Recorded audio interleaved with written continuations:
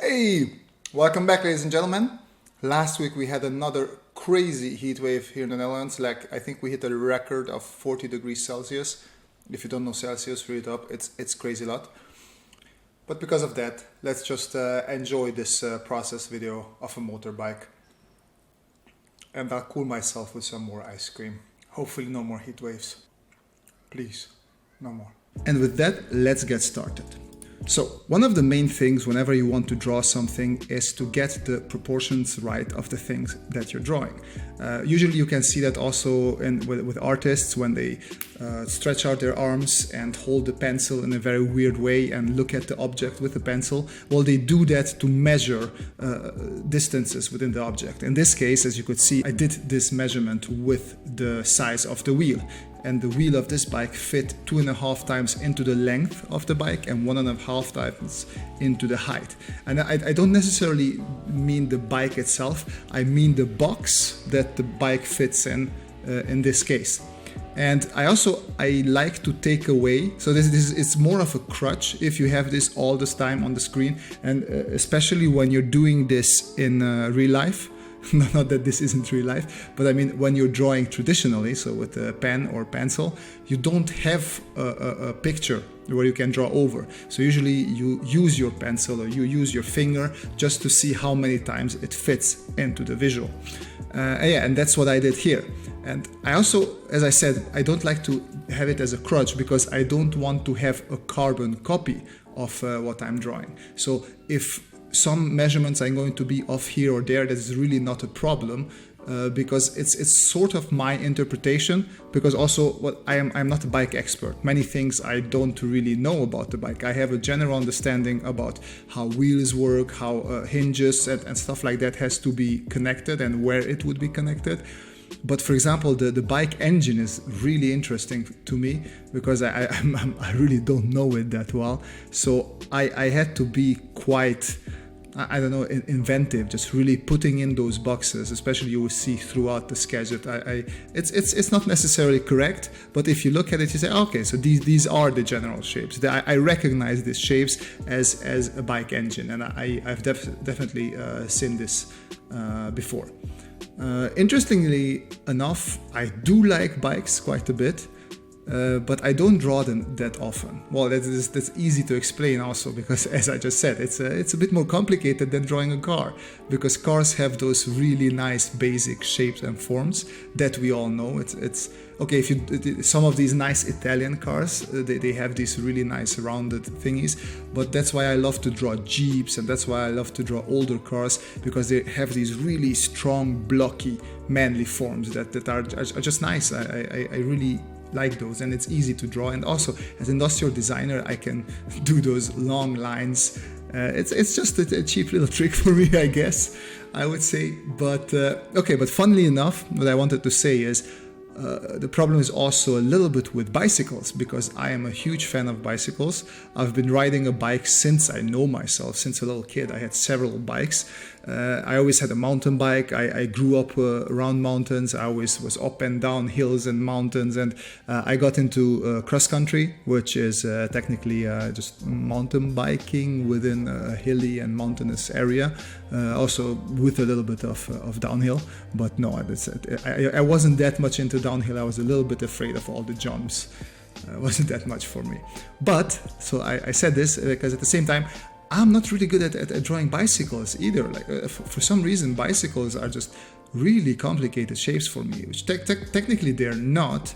I just find it more interesting to draw cars, and that's also what happens here. That I feel like motorbikes are in between cars and bicycles for me.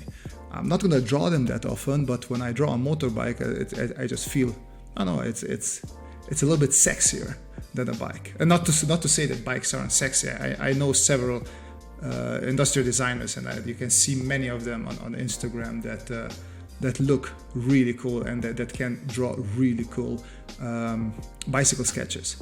It's just a preference of mine, that is.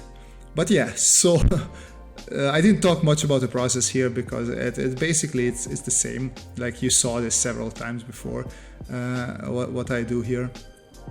One thing that I might like to add here is I only use 2 layers this time around. 2 layers is in the first layer I did the basic sketch where I set up everything. I drew in the boxes where I think I want to have stuff, but I didn't really detail it. Now the second one, I detail it a little bit more, but I leave everything sketchy. This is because I just like this style, to be honest. And I've been also shown something. Well, just to turn a little bit around, this bike is a power plant motorbikes. So on Instagram you can find them under power plant motorbikes, and they have some really cool bikes, so check them out. But I was contacted by them if I would be so kind and sketch something for them, and I was like, oh yeah, of course, this is a great challenge for me, since it's been a while since I drew motorbikes or a motorbike. And they showed me some of my sketchy stuff that they liked. So yeah, I'm trying to keep it sketchy. Usually I would go for a third layer, as in a third draw over after this sketchy version. But as I grow older, I must say I start to like this sketchy style more and more.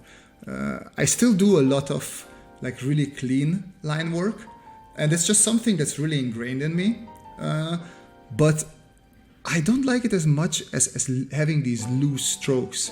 And it's funny because many times I end up with a drawing like super clean. I was like, oh damn it, my sketch was nicer. I like my sketch more.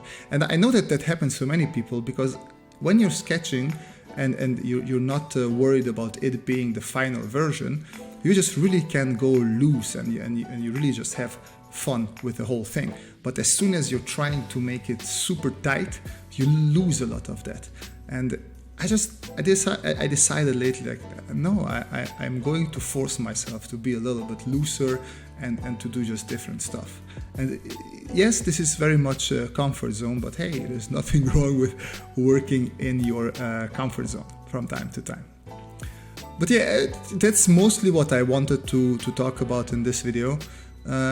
Also, it's make sure that you if you don't want to hear me blabber over this sort of stuff, if you're not that interested in my biking background or non-biking background, leave a comment and tell me not to talk about this shit anymore, because I really don't mind.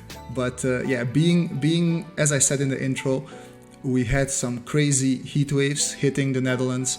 And the Netherlands is just not prepared for this heat, like absolutely. In general, Europe is not prepared, but we just don't have air conditioning here because we never had these heats. Like, you don't need air conditioning when usually the average temperature during summer is 23 degrees or 22 degrees, sometimes just 20. But when you get hit by 37, 39, even 40 degrees, it's horrible. So no, I couldn't get much work done. I even had to write emails to some of my clients that I'm very sorry, but I won't be able to get some work done. It's ridiculous. This heat is absolutely ridiculous. So yeah, that's why I don't have a specific themed video, but I already planned out a couple more interviews and some other tutorials as well, so more themed stuff will come in the future. But I hope you also enjoyed this from time to time, and it's been a while since I just had a brain fart video where I just blabber on and on, and I actually enjoy doing this. So unless you guys specifically tell me in the comment section not to do this, hey, there's probably going to be a couple of more of these as well. Anyways, I really hope you enjoyed this video and that you took something away from it. And if you did, maybe leave a like or subscribe if you want to see more content like this. But I just really leave comments, guys. It really makes me happy if I read your comments, and I can also adjust the content to something that you like more. Yeah, you can also follow me on Instagram if you don't yet. I post there quite regularly, a couple of times a week. But yeah, most importantly, wish you a great week and see you folks next time. Bye bye.